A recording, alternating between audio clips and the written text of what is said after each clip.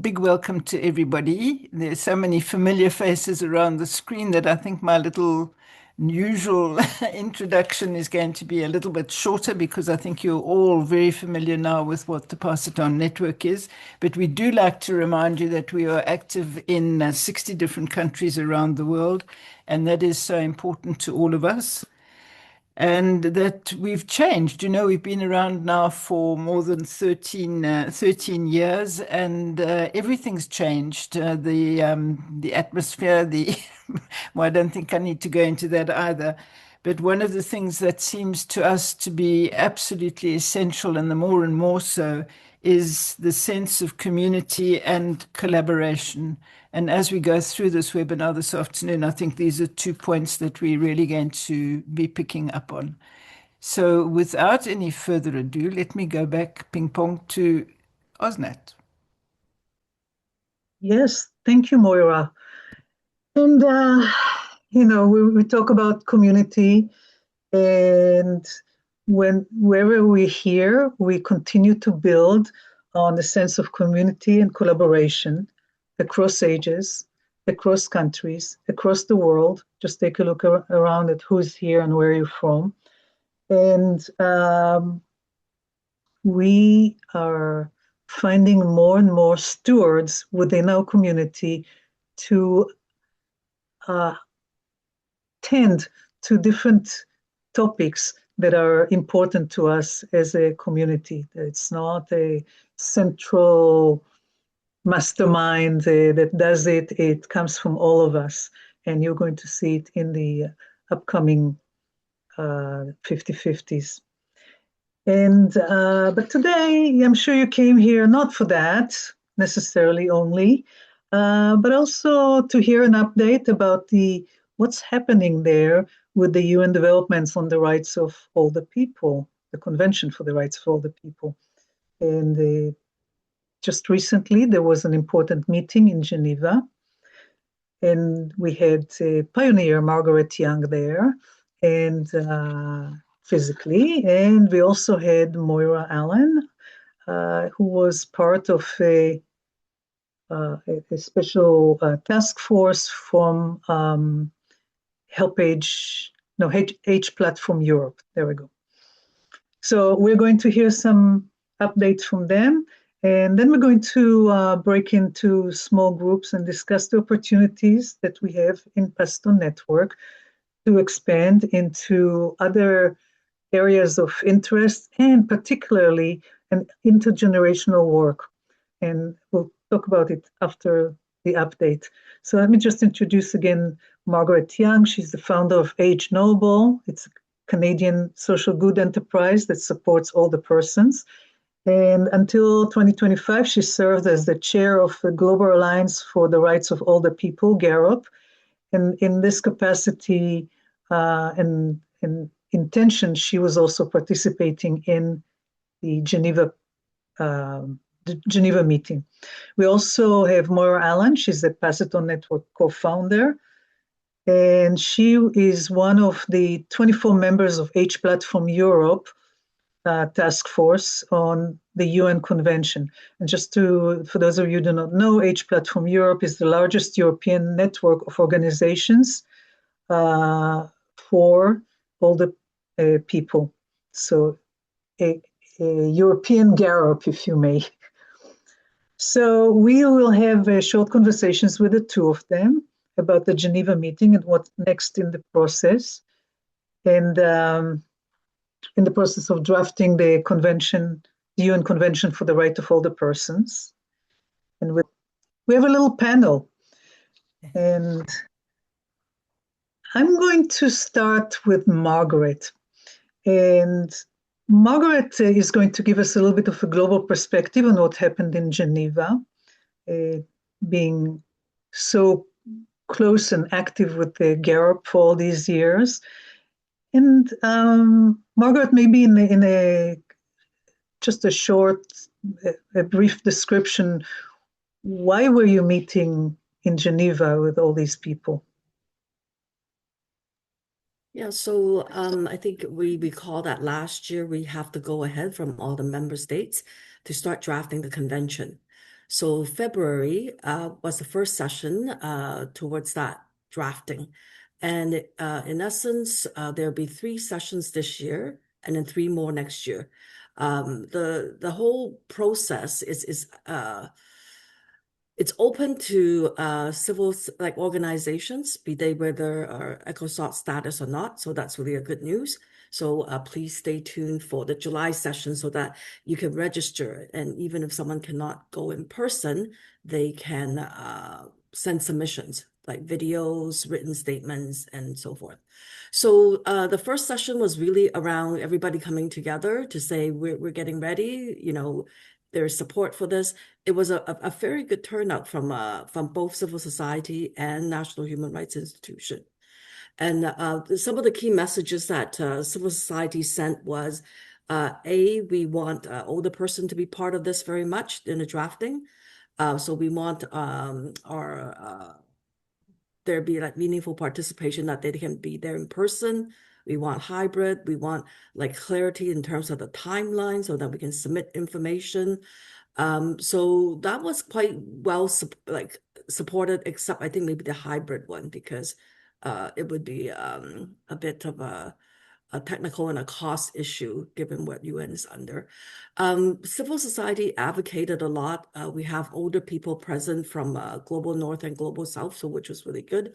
There was, one interesting note. There was a lot of discussion about the convention being for like future older person and the need to have younger people involved. That is an intergenerational focus. So that was really good because it was kind of acknowledged on the floor. But what we said is that while it's intergenerational, we need younger people. We need to make sure that it's framed as something for older person and with older person. So so I think I might just stop there. There's a lot more, but I wasn't quite. I'll just kind of maybe pause there just as a general flavor of how it went. Thank you, Margaret. I'll pass it on to Moira. Moira, you were representing, not in person, but you're part of the Choice 24 People on Age Platform Europe for this task force. What is your take? What does the obstacles and the challenges that Europe is facing when it comes to global ambitions for all the people? Right. I think at the moment, I don't have to go into the fact that the uncertainty that covers everything at the moment is not very helpful. But I would like to say that Europe and Age Platform in particular have been very staunch supporters of a convention. That was when everything was happening in New York. And now with the move to Geneva, even more so. At the meeting, there were only 14 countries from the European Union that were presented, but that's almost, plus 50% of the member states. So that was very good. And the most important thing, I think, is the fact that Age Platform is pushing, like so many other people, the role of civil society, because that is, as far as I'm concerned, the absolute major issue. We've got all these millions of people, older people around the planet, and if we just sit there and don't raise our voices and make them heard, it's going to make it so much more difficult, and the legislation's not going to be to our liking. So that is something that we have to do, is specifically advocate for the voices of older people to be raised, and then to work on older people to raise their voices, because lots of older people just don't have that in mind. So one of the issues that in the European Union at the moment, and Age Platform has just brought out a barometer on the whole issue of work and how work is just changing in terms of what's happening in the digital world and in the ecological field and so forth. So that is a major issue as well, and which will be one that will be brought up in these negotiations. And I think I would also just like to now maybe leave it open to questions that people might have. So I have actually a couple other questions for the two of you before we go there. Uh, Moira, you were saying 14 countries from Europe. I don't know how many people, how many countries actually came to that meeting from the rest of the world. But ratifying this kind of convention requires a much larger number of countries, regardless of how much civil society and NGOs and everybody else shows up and makes their voice heard. It requires full participation of the member states in the UN. And right now, it doesn't sound like everybody's there. And what kind of strategies would you say, it's a question for both Margaret and Moira, to engage more countries in the drafting to ensure that it actually has the support, the UN support? Mm. No, it's an excellent question. And as far as Age Platform is concerned, they've come up with an extremely comprehensive toolkit and instructions or suggestions to all the member states to go and identify in their countries who are the people who are actually involved, and then to go and talk to them and encourage their active participation in what is happening. So with the toolkit, of course, there comes all the arguments and the suggestions, and this is seen by Age Platform as a major opportunity for the European Union to take leadership and make significant contributions to this new binding instrument that we're hoping to get off the ground. And especially in ensuring the legal clarity and the coherence in promoting meaningful participation of civil organizations and all the national human rights institutions, and especially older people themselves. And this is one of the major issues that Europe and the Age Platform is trying to get older people to stand up and talk. And as Margaret said, record what they have to say, either many videos on their telephones, as Garab showed us how to do a couple of years back in 2023, and or write letters or attend something that's going to the internet, and a possibility that is being opened up.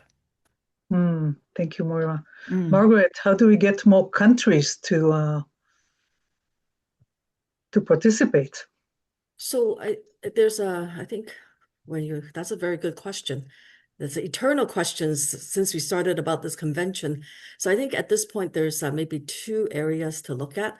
So one is that with GARUP, there is a content working group that has started to think about like what the path ahead is, like to make some recommendations on the work plan, as well as subsequent to the work plan, meaning like in Geneva, like what is the flow of work, make sure that kind of covers everything that we want and need for older persons. And then subsequently, like what would the topics line up like? So the content working group just started its work, I think it was October or so. I'm part of that group. And within that, while there's a group of people who's coming up with the questions, we will be going out, and we have been going out to our members in different countries so that they can go and, if they wish to, solicit input so that there's something, to Maura's point, practical that can be done. So for example, like the session I had on dementia and human rights principle, that's part of the idea of developing a consultation toolkit with online survey. We'll talk about that later, to actually start to get more people involved so that it's accessible to older person, younger person, and so forth. So that's one way. I think second is really us standing up and being champions, regardless of our age. When we're talking to our governments about whatever that we usually talk about, be it a policy around digital, be it like age-friendly, talk about the fact that the convention is being developed and that our governments need to have national consultation, because it's the convention negotiation and development and drafting, it's a responsibility of the member states. So civil society, we can advocate, but it's their responsibility. So ask them to have national consultation to get input, because what happened is UN, Geneva will come up with questions for us that requires input. So make sure they respond and then include us and plus all the person in there. And second is that governments, as they go through this negotiation process, they will have a team that is at the working group, like their working group. Advocate that older person needs to be part of that working group, that it cannot, to have age of rights, we need to have the equal voices, equal rights. So I think those are some of the key things. Like, keep on the ground, like speak about it if you believe in it to anybody who would listen. Use the toolkits that's available through GARUP or like Europe, Age Platform Europe.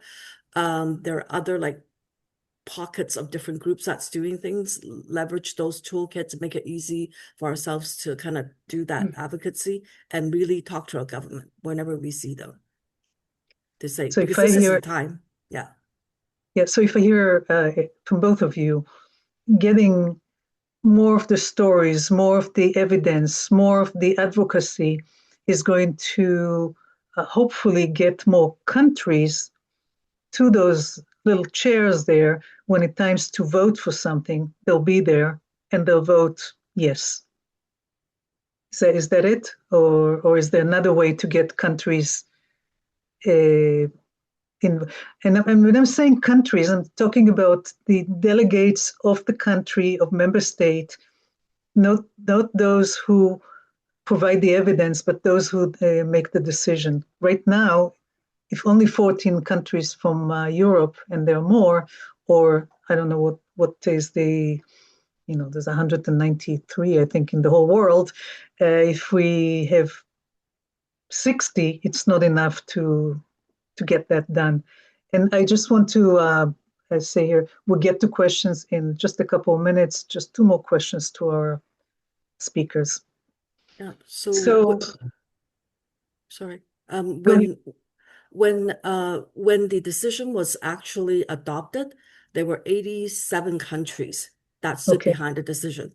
And then it's not just getting the countries to say yes, it's having the countries participate in the process of the drafting of the consultation, because they will be negotiating, right? So like that's why on the floor I actually said I want Canada, my home country, to be a champion of this process, because you need to call it out so that they know they are being called out. Yeah. Be it they support or not, or maybe they're in the middle, right? So it's like those nudges that we need to do constantly. Yeah. Murray, briefly, you were pointing out that some countries or some delegates or some voices from the global south were not as evident in these meetings. What have you observed And briefly? from what I can gather, because as you said, I wasn't there personally, but our pioneer, Himanshu Roth, who's followed this whole process, I think he attended the very first meeting in New York so many years ago now. One forgets, just went on and on. But his standpoint, he's from India, and his standpoint is that there needs to be a greater consideration of the voices of people from the global south, because they, for a whole stack of reasons, don't usually get to actually attend and be there to present their cases. And this is really an important point. And because now that the United Nations seems to be going to open up the possibility to have webinars and to have people from all over the world presenting their cases, this is just such practical work that all of us can do, is to find these people, identify them, and train them and get them up and talking on these platforms. Because as long as it's other people talking for older people, it's not going to work. We need older people to talk for older people. And this is just such a vital aspect, I think. Yeah, and I was listening to what Himanshu was saying in the meeting, and one of the things was that we need to engage. Surprise, surprise! The people who are going to be old in the future in all these conversations and let them have a say as well, meaning young people, intergenerational work needs to be involved very heavily in the draft of this kind of convention. So one last question to both of you.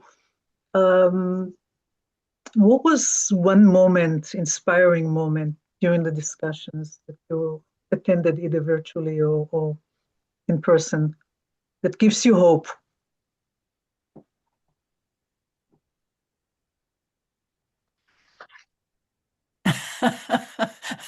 Well, I think for me, from a distance, it was just so interesting to see the enthusiasm of the civil society delegates who were there.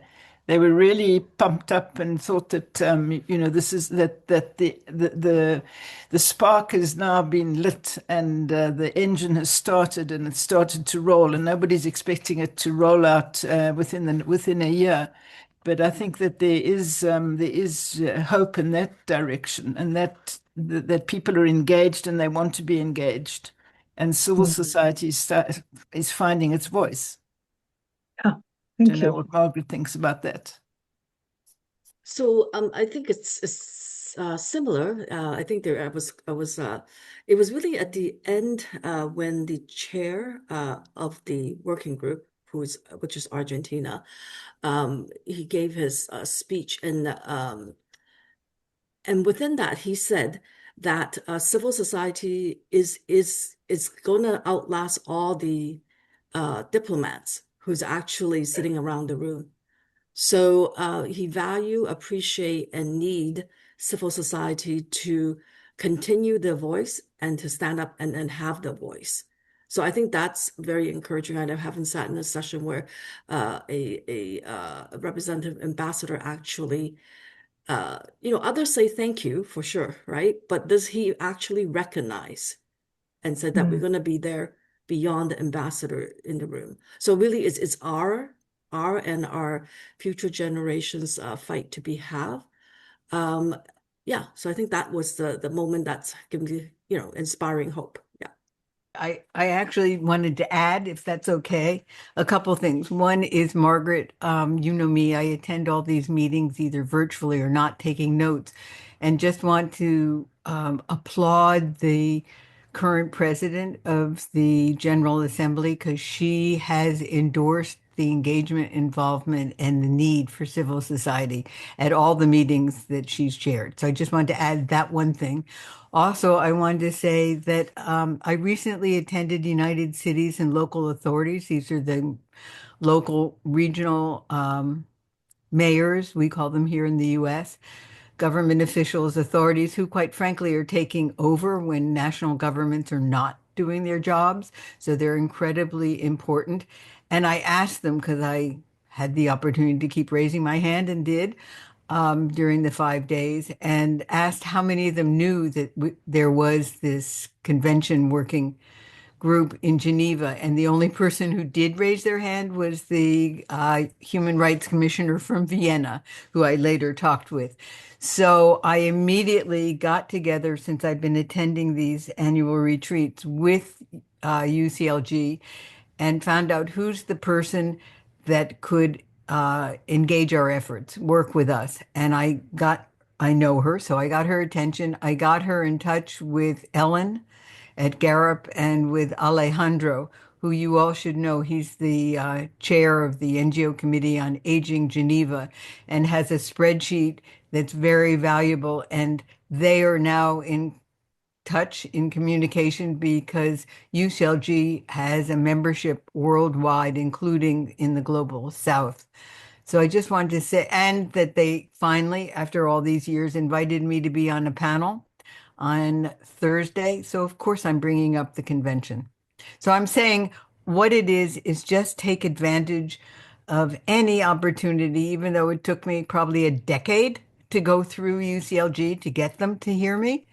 But I showed up and I've taken notes for them, so they're grateful. And that allowed me to raise my hand a lot. Thanks. Thank you, Catherine. And I just want to point out that around this table here, the virtual campfire that we have, there are people who know people who know people, and any one of us can do what Catherine did. Join a call, ask a question, speak with people who you think know people who can move the needle. That's ask people around here who is the right person and who do they know and how did they did it? How did they do it? That's the power of our network. I'm going to pass it on to Jeff and then Richard. Yes, just to follow up along those lines, uh, at the last UN Strategic Group on Aging that Catherine and I were part of, they had asked if we knew anyone in certain countries that might have access to political leaders or people in positions of authority that might be inclined to focus on specific strategic development goals or have an interest in that. And I had passed that on to Moira and to Osnat, and I believe that Moira sent out a summary or what have you, asking if anyone knew people in their country that we might refer to. And, it's no one's necessarily asking you to take the lead per se, but they are asking, do I know someone who maybe even knows someone, which is all part of what we're about, which is networking. And I have to just add one thing. We all know more people than we think we do. And I had a friend of mine who was a very good networker, and I was looking to meet someone who could get me in to see a particular person.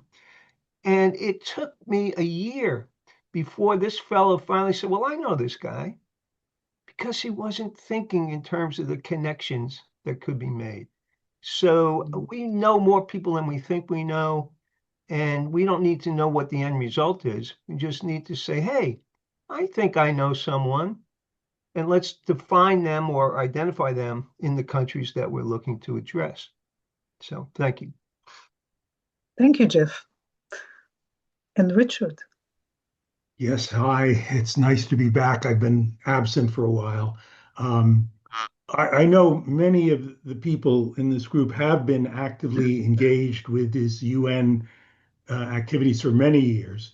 I have not. I've worked on other things, and so I want to ask a somewhat naive question, and that is, apart from the process that you've been describing, what do you see as the sort of end goal from a strategic point of view? What is it that, if all goes the way you hope it will, what will be achieved? And particularly, I know it's a convention, it's a document, but what then might be the useful impact of such a thing? So maybe I can help start that, and then Maura can, yeah. So with the convention, what we want at the end of the day is a set of principles and human rights obligations that for older people, not only, for me personally, it's not just applicable to older person today, but also it has the agility to continue to adopt for future older generation because of the fact that we're living longer and longer. So it would have like principles, it would have rights, obligations, the right human rights, and then the obligation that the member states would need to have. So that's kind of at the global level, so that's universal. Then it comes back to each of our countries to get adopted, right?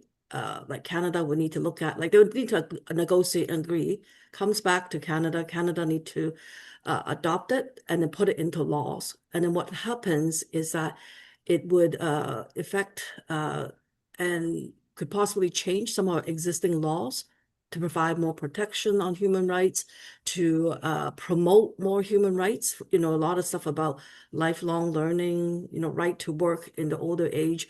That's not just protection, right? So from that sense, also when we have policies and programs today, a lot of it doesn't, while we have a human rights-based approach, a lot of it is not there. So human rights-based approach, in essence, means that, when the policy or program is being developed about a population group, that they need to be part of that. that they need to be the decision process. They need to be the discussion. So that happens in some spots, but not always. So with the human rights standard, that will also support it. And that's a very strong evidence that came out of the 14 years of work, where the UN entities themselves said, who was on the policy side, said, hey, if we have a UN convention, it will actually help us to define and execute like better from a human rights approach. So I think that in essence is without going a lot into details, is kind of more that high level. So I hope that helps. Yeah. Mm.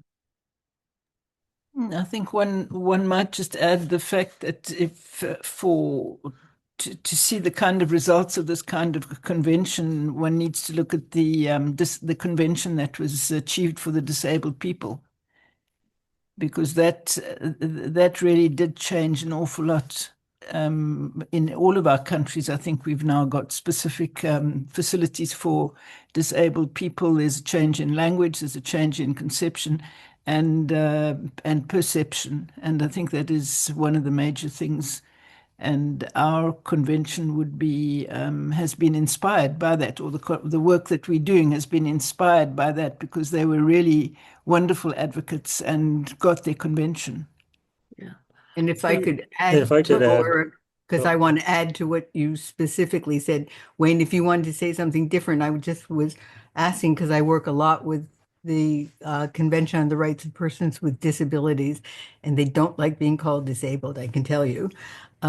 They're persons with disabilities. The same way I remind people we're not elderly, we are older persons. There was a 1994 resolution, UN resolution saying that.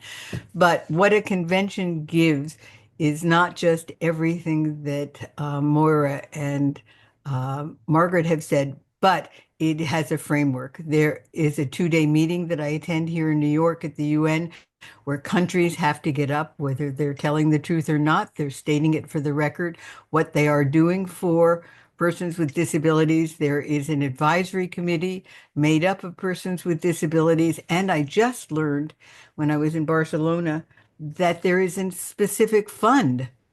So I want to find out more about that, but we should make sure, Margaret and Maura, that they know about this fund, because I sure didn't. And it came about because of the CRPD. Mm. yeah, and great insights. This is so wonderful to hear, and your commitment, Margaret, and being able to put sort of a action planning together with action steps and things. Because one of the things that we've learned with the platform we have, I'm the founder of the MindSuite Human Analytics platform, and with our community possibilities work, we've engaged tens of thousands of people, or hundreds of thousands actually now, over the years. And one of the key elements is that we found that there's actually far more alignment than there is misalignment. And we've done work where there's political misalignment, and there's social and religious and all sorts of different areas where people feel that there's so many differences. And with our research work we've done, we do comparisons quite often, right? And an example would be political issues, and we've done a lot of work stateside where I actually got up on stage speaking at conferences, and I'd say, "Hey, I'm from Canada, and I just love it here." And I keep, I just love it here, but I keep hearing about how deeply divided you are, and I'm here to ask you, divided as you think you are. And then I proceed to show them with our analytics that we got from them and their perceptions on things, that they actually agree on 95 out of 100 things. But they focus on the 5 differences, not the 95 similarities. And societally, our countries and like good societies that are supportive are so aligned. But we don't talk about that enough because it doesn't sell enough, I guess, in the wrong areas. So I love what you're doing, and being able to pull people together in different countries and citizens and things, and focus on, hey, here's where areas we agree on. How can we continue to work in these areas? And here's some areas that we may see be somewhat different, but how can we kind of work through these rather than it being the right and wrong, always clashing kind of an approach. So I love what you're doing, and I'm looking forward to being able to support that with a lot of the learnings that we have. Oh, thank you, Wayne. And maybe we can separately create a smaller conversation and see how that can nourish what is happening in Geneva and in other places within our individual countries. Well, when, And when we, I was not to just to that point, when we get in front of a leadership group, whether that be political or not, and we have talked to or had feedback from tens of thousands of voters or citizens or business, whatever you want to call them, it's amazing how they now start to listen rather than just tell you what they think or call you wrong or say, I'm the smartest person, I know better than you do, and all the other stuff that we go through. So, yeah, being in, and I'd love to share some of that. So then that can create a conversation that's about what it is, not just what they think it is. yeah, thank you, Wayne. Today I'd like to pose some other thing that I'm seeing. If you look around this screen here, most of us are the people who speak in the United Nations, who would speak in the United Nations about the rights of older people, because we are older people. And all the talk about intergenerational is not very useful unless we have future older people here. And so we are basically in an echo chamber. And I've been struggling with this as a member of Pastor Network. I've been struggling with this for a long time now, is that we're all getting older. And we need to make sure that we're passing it on in this network. We are integrating people who are younger than us. And the conversation that we had today, the update that we got today from Geneva, and especially quoting what Himanshu Rath said there in that address that he was part of the panel, is that we need to involve future older people in all these conversations. We are all advocates. We have a lifelong experience. We may have even remembered the Grey Panthers, and many here remember all kinds of other world conflicts. We know what has been and what is and what maybe in the near future for us. We know what's good for the world. How do we get more people here who have not experienced all of this to enlarge the envelope? We cannot have intergenerational or even generational conversation without having all of the colors here. So I'd like to, I'm throwing it into the into the room here, and I'd like to ask for what you have to say about that. And Josephine was raising a hand first. Thank you, Asnat. My thoughts were in thinking, as you were saying, that the younger folks who may not have experiences with an older parent or a relative in knowing what the issues that they face are, the majority, I mean, that don't have that, may not have an idea of what is needed. And I guess I'm thinking that the older persons would need to identify what the issues are and then have the younger persons participate addressing those particular things that are already occurring or that have been pooled into I guess the convention or the list of necessary human rights or activities, whatever you want to call them. You know, do you know what I'm trying to say? I guess what I'm saying is that I don't know if the younger persons would have they would have ideas, but they don't have the experience behind them, is what I'm saying. With what the issues are. Yeah. I don't know how anybody else feels. I'm passing it out to Nancy and then Wayne. I have a different point of view about that. A little ways back in our conversation, one of the folks here talked about the need to create spaces where people who don't normally speak up can speak up comfortably and effectively, and then the need to encourage those folks to take advantage of that opportunity and speak up. And I'm thinking about format and design here. Uh, I think it's great to hear from people who are experts. And we have obviously so much to learn from people, and that's why I come. But if we want to create or move toward more something that's intergenerational, and we want to bring more voices into the conversation that are normally present, then that means that we need to make real space for people who are not designated experts. And my concern about starting a meeting with experts is then that's the model, that people are looking at. And so they come then as a receiver of that information. And certainly it's valuable, but it's a different expectation than coming as a giver. And I know that there, among younger people, there are folks who have experience with older folks in their life and have something important to say that I think all of us could benefit from listening to.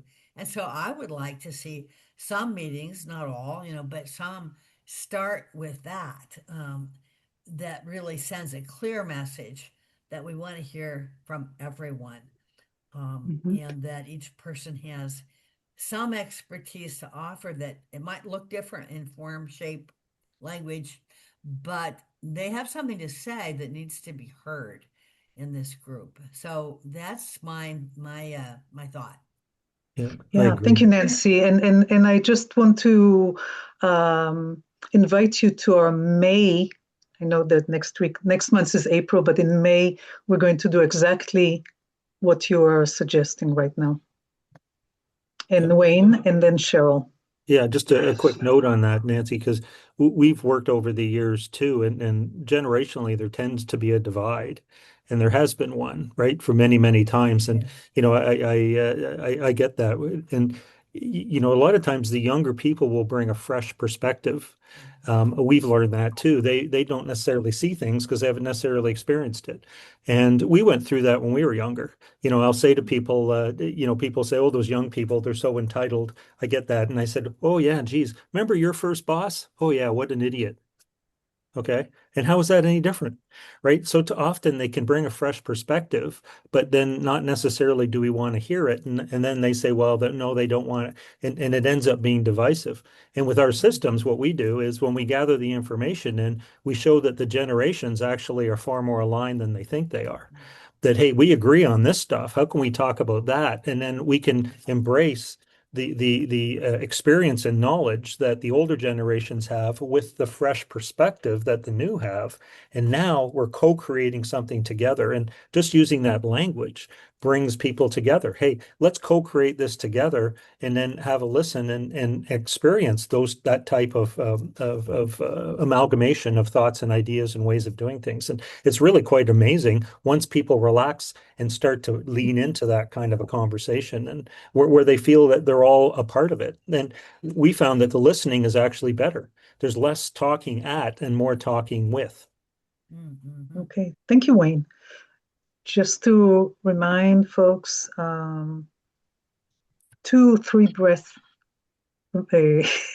address, so we can have as many people talking as possible. So I'm going to pass it on to Cheryl and then to Luan.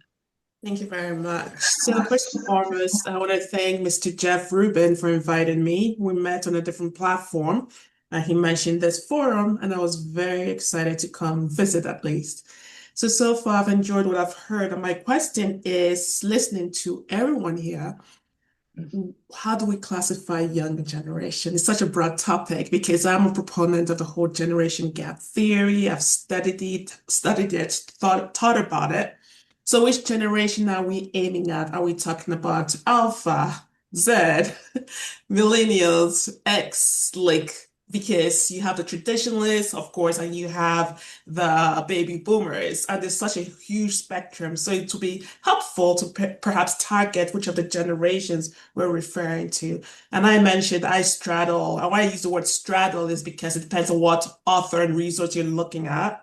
I straddle Generation X and the millennials. And This will be the first time I'm actually being this vulnerable, but I was born in 1980, so there. And professionally, I've worked mostly with seniors, so I can speak to their needs from that lens. And I do have aging parents in their 70s and 80s. So I have that lived experience and a professional lens to speak to this topic as well. So Cheryl is an expert. Cheryl, I just wanted to, and I think Adele also had a similar question. What is young?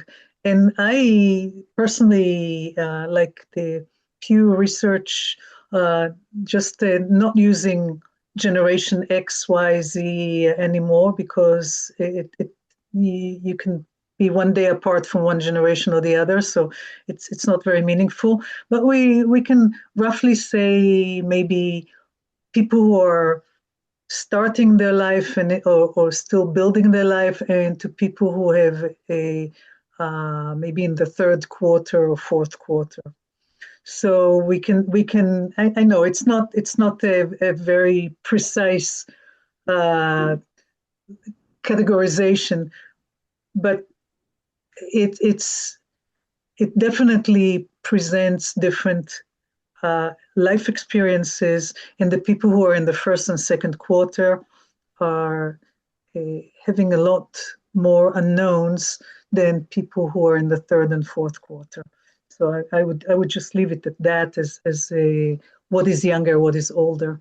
And I'm going to pass it on to Luan, and then Josephine, and then Richard. Thank you, Cheryl. Perfect to lead into what I was planning to say, so I can keep it shorter, because I think what I'm finding, and it may be my perception, but when we talk about intergenerational, we talk about, the 70 somethings and the 20 somethings. What we're leaving out is all the middle-aged people. They're the ones that are going to benefit most and benefit more immediately by what we were able to do. And I think even at the college where I work, I started a program with the college students. But it wasn't until we attracted the community education group, the 50-year-olds, that we really got the cohorts talking. And I just want to make sure we don't leave out the middle-aged people, because I think they're the ones we need to encourage to get on the wagon with us, more than the 20-year-olds who are their experiences is their lives are elsewhere.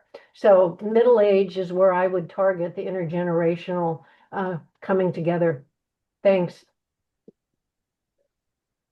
We probably need to get middle age too here. And we probably need to also get people who are younger. We need to get the entire spectrum. And I encourage you that if you know people in those age groups, just ask them to join us for an hour and a half once a month and have their voice heard. You have people here who have connections and interests that are far-reaching, and anybody at any age can benefit from this conversation. And Josephine, and then Richard. Well, I was going to follow up kind of what Wayne was talking about, but I hadn't thought about the middle-aged group. I was thinking of like the first and second quarter, like you were saying, Osnat, and wondering, but now it encompasses what you said, all of them. It doesn't necessarily have to be the first and second quarter. How do we get them to get involved? And you had said have them join this, but I was thinking outside of this, and maybe Wayne has some insight since he mentioned some experience with it. Mm-hmm. If you want to add in, I don't know. It's up to you. Well, just a quick answer to that one. What we've done over the years too is we've initiated for lack of a better term, research initiative. And when we invite everyone to help co-create the future together, rather than answer a survey, they feel a part of it and they have some personal ownership in the outcomes. Then when they come in, they get the sections and the information and they answer them. And then we also have the information on them as to, generation, gender, et cetera, and a bunch of different elements that allow us now to do the comparisons. but it's a safe place to gather the information. And it's really quite remarkable where the commonality is. And there will be areas of difference as well. But then sometimes they're kind of fun to throw those out and say, how can we learn from each other? And then people feel a part of it all, right? So to your point, the opportunities are with the multi-generations for sure, because there are so many things that are in common. And with technology and lifestyle and the access that they have to so much more data, the overwhelm that a lot of the younger people who would have, I joke sometimes. I remember we would have the news, and then the news would be on the radio, on the TV station, and there'd be 4 TV stations total, and they would say, "This is the news." Now, this next person, this is an opinion, and it does not necessarily align with what the station's news is, that kind of thing. That area has become so blurred, but when you get people engaged with it, it's amazing how it can start putting more clarity to what the different groups do think, and get people more aligned around where they're going. Because it's really quite amazing once we kind of get into that mode with it. It's I don't know if I'm explaining it well or maybe giving too much information, but I'm very passionate about it because I love it. It's like getting The their outcomes, buy-in. Yeah. well, the outcomes we get when we get all aligned rather than wasting time and energy complaining around each other, right? It's Yeah. really, and it doesn't mean we always agree. I mean, we've had some really neat conversations where it's no, I don't agree, and I don't agree, and da da da, and then finally you can kind of come up with something and agree to disagree, right? It doesn't necessarily mean it's right and wrong or good and bad. Great. Thank you. Thank you, Wayne. I'm going to pass it on to Richard and then Verna.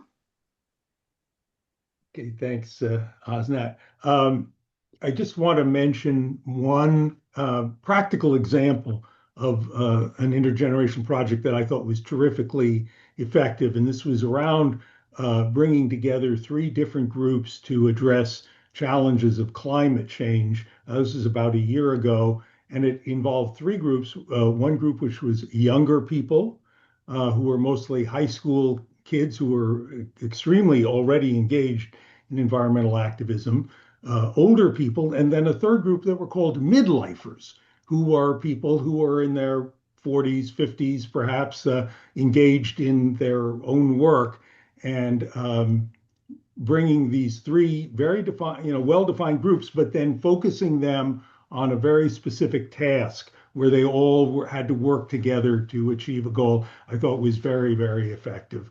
And it was very carefully designed. One other bit of nomenclature that I really liked, many years ago, Stanford University held a conference on sort of the challenges of aging, and it was called Aging for Beginners. And I just thought that was a terrific name. And I think, being creative with language can be very, very powerful sometimes. Love it. Aging for beginners. Thanks, Richard. That's funny. That's funny. Next will be aging for dummies. Yeah. Oh, Well, and Richard, yeah, real quick, just a real quick point on what Richard had to say too, because all too often we categorize it as activism, right? Where people there's activism towards change in our communities and then society and what we're doing to the planet and all that other good stuff or bad stuff that's going on. And at the other end of the spectrum is, and quite often associated to older generations, is the protectionism, where we're kind of protecting common values and core value things. And it's this activism and protectionism that kind of are on opposite ends of the scale that get misaligned. And Jeff knows this one and gets a kick out of it too. A little while ago, I make up stuff regularly, words and things as well. And I woke up one morning and it was written on a pad of paper beside the bed. So it's not activism and it's not protectionism. What it should be is collabovism. Collaborate towards a common vision. And we've introduced that to a number of intergenerational programs, and it's amazing how people buy into it. It's all about collabovism. What's a collabovist? Not an activist, but a collabovist, somebody whose job is getting people working together. And that's where we can go with it and have that mix of experience with the younger views on things. And because we all want to have clean, safe places for both us and the next generations coming in. So there's so much more commonality there. I'm done. nice. Nice, Wayne. So Yeah. we'll be inviting everybody. to the collaboratism program once it goes live. It'll be fun. We'll definitely make sure that everybody knows about it. I just want to say that in the Geneva recording that I watched, there was a person that introduced the term ageism. So he was an ageist, and the ageism calls for emancipation of older persons from age-based discrimination, exclusion, social oppression, rooted entirely on social cultural expectations. So another term that is quite interesting. And Verna. Hi, everybody. Thank you so much. A couple points. I wanted to support Luann's thought. I went to a university program on aging, and there were many people in their late 40s and 50s there. And I had no idea how hungry they were to talk to older persons. They had us pinned against the wall, and I wasn't sure we'd get home that night. There were so many questions about how do I prepare for aging? How do I do this? And it was wonderful. And I thought, why are we not talking to these people who really, really want to talk with us? The other thing is, we're reading and going to conferences, things on coeducational. And I began to reflect and look around, and I realized how many times I was doing co-generational work. I did just a little informal group of people who I respected to just have lunch and talk with no agenda. And when I looked around the table, we were every generation, and it just came very naturally. I just sought out good people. So sometimes we don't even think about it. And I'm getting so many new young friends. I go to a conference and we connect. And, the reality is if I live long enough, my peers are going to die. My friends are going to die. I selfishly need young friends. But, and the other thing, I don't think we understand the urgency of it sometimes. I know I've mentioned to you that I'm working with pre-med students. And the shocking thing is that they have not met an older person. And you say, how can that be? But that's the reality, and they're going to be our doctors. So, it's just a fascinating topic. Thank you, Verna. That's very inspiring. I just want to read something that Richard Adler just put in the chat.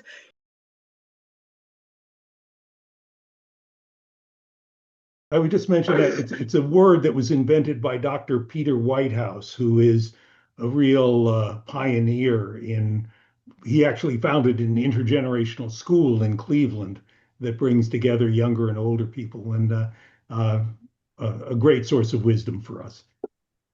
Yeah, thank you. And Peter Whitehouse is the link I put in there is to a paper he wrote on this topic. I was just going to say, I asked Carol to join us. She had to leave, I believe. But I asked Carol to join us because I saw her as someone of a younger generation. And, if you stop at that, I see Isaac's on the call. So between Isaac and Carol, we are bringing on intergenerational players in this. And, even among ourselves, I spoke to a group of 70-year-olds. And they said, what are you talking to me for? You should be talking to my mom or my dad. And they were in their 90s. So, it's how we see ourselves. The other thing is, a lot of people still don't know what the Pass It On Network is. When I was able to connect with the Penn State Intergenerational Think Tank, we opened up an opportunity that we are slowly nurturing, but they were very interested in hearing about the Pass It On Network, and actually the director of that initiative shared our video session with their group. So more and more people are hearing about us that way. But what other groups are out there that are focused on intergenerational? I'm thinking of something like Generations United. I don't know if Generations United is familiar with the Pass It On Network, Or what other organizations, both nationally and internationally, with the term generational or intergenerational in it, might we invite the leader of those groups to join us and see what we're about? I think every time I brought somebody here, nobody's walked away disappointed. They've all been inspired by what Pass On Network has to say. So I would be thinking along those lines. Any other thoughts?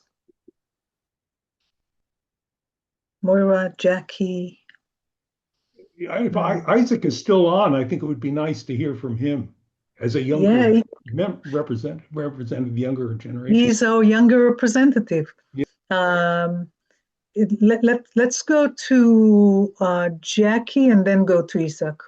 Yeah, I think one of the problems is that to make all these connections is that I wrote to Myra in the chat, and for all of these organizations, there may be people from our country, even from our cities, who are involved in them, but we don't know about them. For example, the International Federation on Aging, at our last meeting, I said, can you please tell me who's a member from Austria? Because it would be really important to hook up with these people, and also Age Platform. So if we had more of this information, we could probably do a lot more networking and getting people involved. Because I really don't know a lot of people doing this. I know the NGO Committee on Aging in Vienna and on those groups, but that's about the extent of my knowledge. Excellent point, Jackie. Within a lot of the work can happen, as Margaret pointed out before, within the country. I have a response to her, if I can. Yeah. Sure. One of the things that I shared with people last time was the age. We know about age-friendly communities, but there's a movement to create age-friendly universities, and there are a number of age-friendly universities internationally. And I don't know if they are in your particular country, but I'm thinking that they would be very interested in knowing about you and us as much as we are about them, because they're grappling with the same issues that we are in terms of identifying resources and opportunities to address the mandate of becoming age friendly. And an age friendly university, you're really talking about a tremendous amount of resources that could be applied, and we're not thinking about that as a connection for us. So I'm exploring that. I'm seeing that as a possibility for us as well. Yeah, and Jeff, that's so true. I'm working with a group out of Southern California who are creating a university that's directed at people who are aging. And one of the things was the research we did with them showed that cognitive and physical well-being increases as you age if you are more engaged in ideas and thoughts and talking to others and all the other things that go with it, right? All too often people get to this retirement age and then sit on the couch and don't actually engage mentally and emotionally, which is why this group is so important too.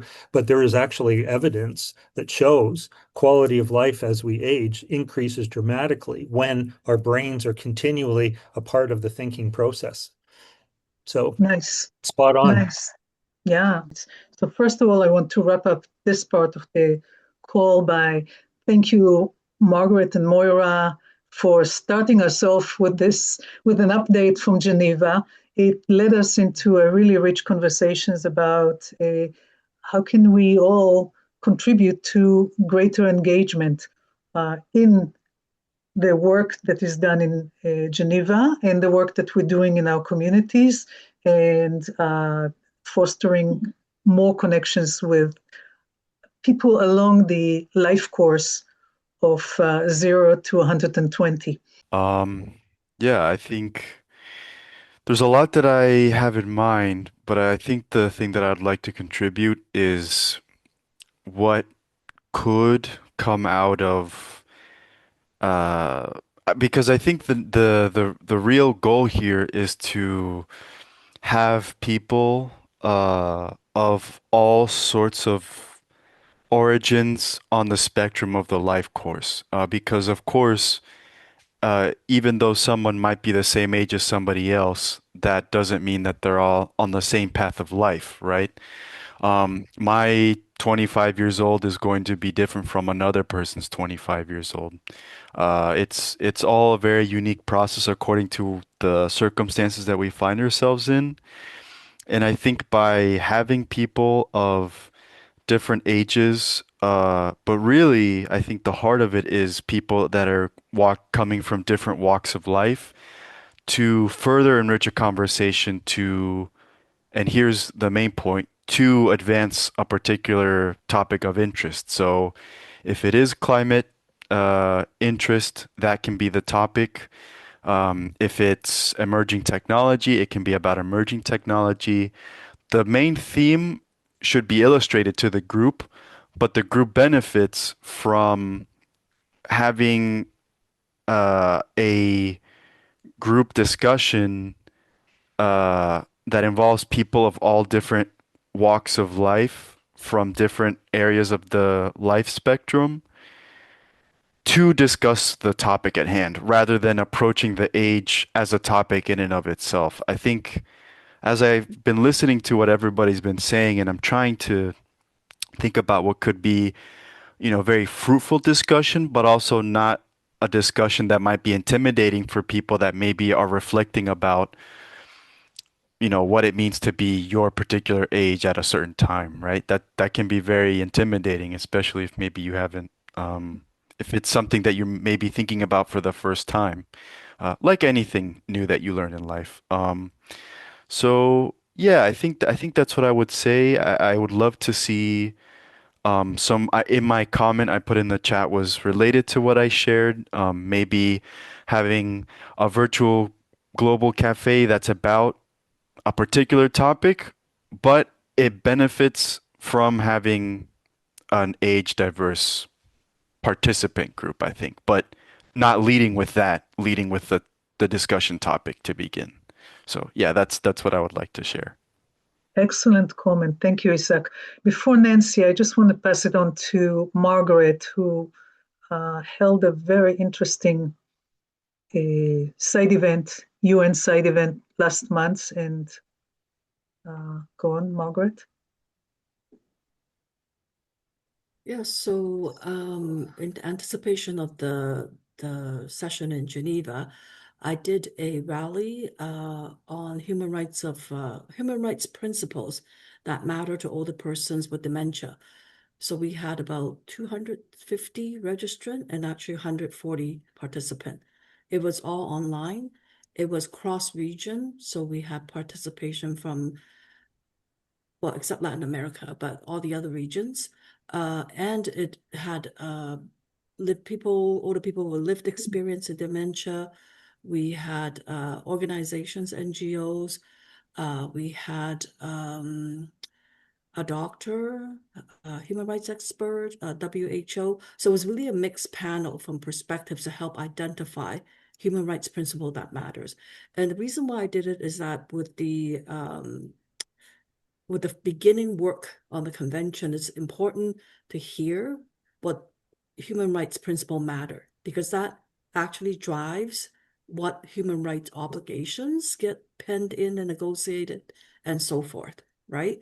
So it was a really rich experience. It was long, it was an hour and a half, but we managed to emerge 6 different principles, 3 cross-cutting themes, and then 8 imperatives.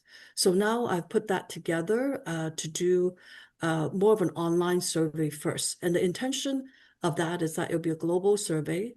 And the idea is that then we can pick out, let's say, if a certain country is really keen on it, the civil society can go and get their constituents, colleagues, partner, community to respond to it. Then I can actually lift the response from their country and help them advance their advocacy. So I've encouraged in the consultation forum that it be all ages, everybody who's involved. So So it would take it beyond dementia. That the first set of questions will be, how do these things that we discover apply to older person with dementia? And then the next part will be, do you see it applicable to all older person? And it's a way to kind of then create another channel to create awareness and to get feedback. Where normally, I think some of the things is that going to Geneva might be too much in terms of cost, or even making a video might be out of reach. But this is an easy way for everybody who wish to give their voice and opinion. So I'll be sending that to Maura and Osnak, so that's available as part of the Gazette coming out in February. And then please, use that as a tool to help with your engagement of others, something easy to do. If you ever talk to somebody who, okay, what do I do, like about human rights of older person, or how do I make life better in old age? Here's a tool. So it's really meant to be a tool to help collect, and all the information that's collected as an aggregate will be submitted for the July session. So I just want to kind of also share that. Thank you. Thank you, Margaret. I put the links that you wanted to share in the chat a couple of times, so please go and visit them. I was present in that consultation that Margaret staged last month, and it was more than fascinating. Jackie? I don't know how to use the chat thing to put my hand up. Sorry. I have to learn that in aging. Is it from the WHO? I know they have, do they have the dementia-friendly cities or countries? Because I know in Vienna that there are certain districts that are dementia-friendly districts in Vienna. And I'm going to try and find out what the qualifications are to become a dementia-friendly district in Vienna. Because I know my district is, and there are several districts in Vienna that are.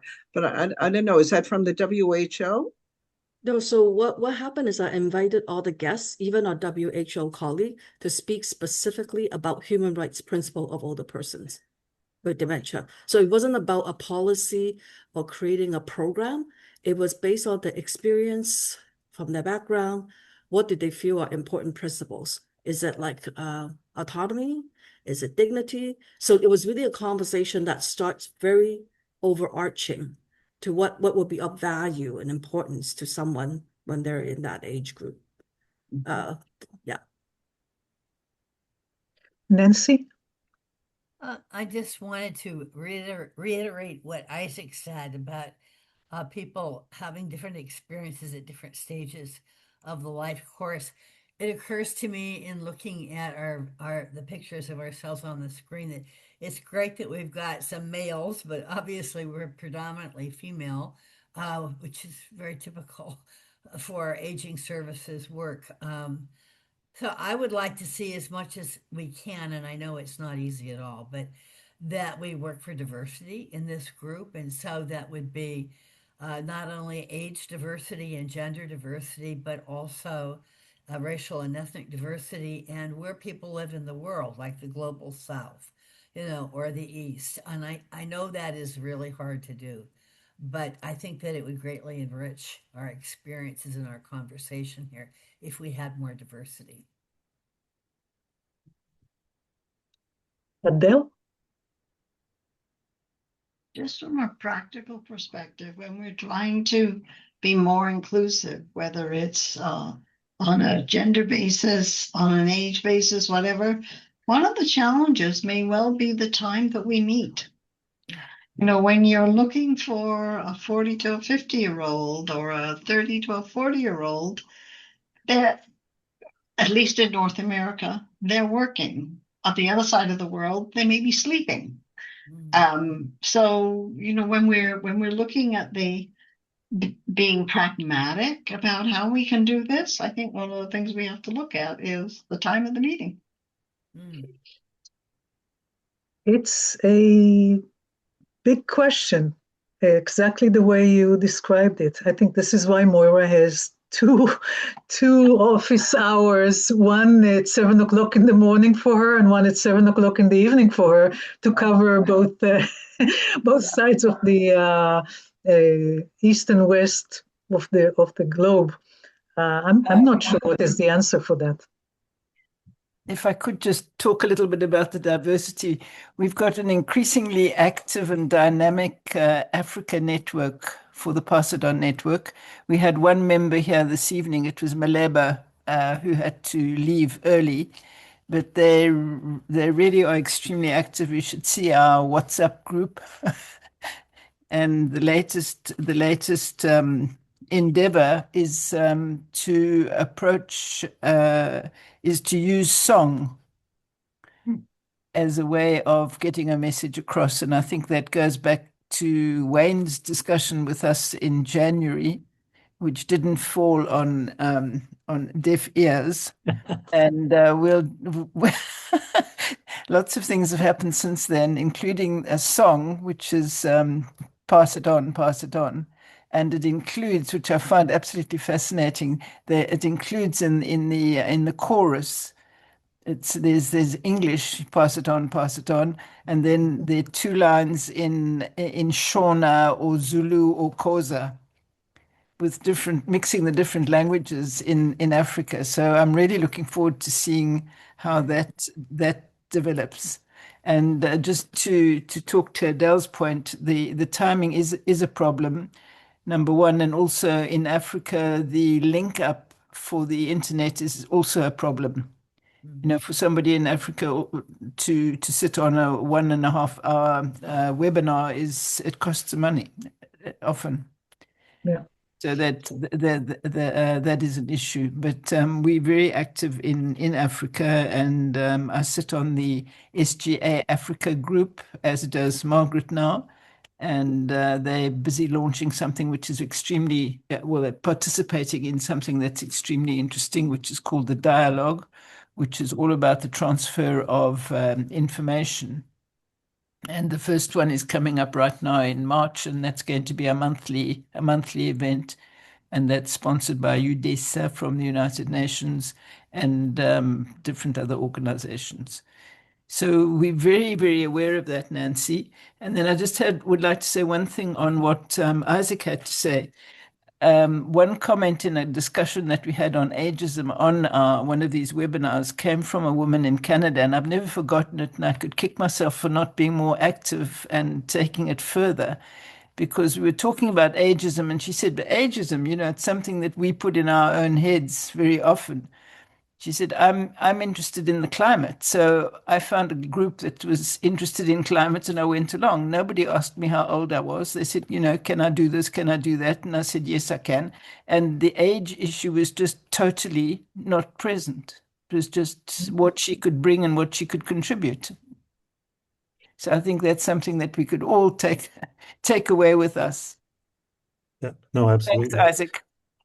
The power of music is so powerful with people, because it does go to a part of our brain that is quite often immune to what causes dementia.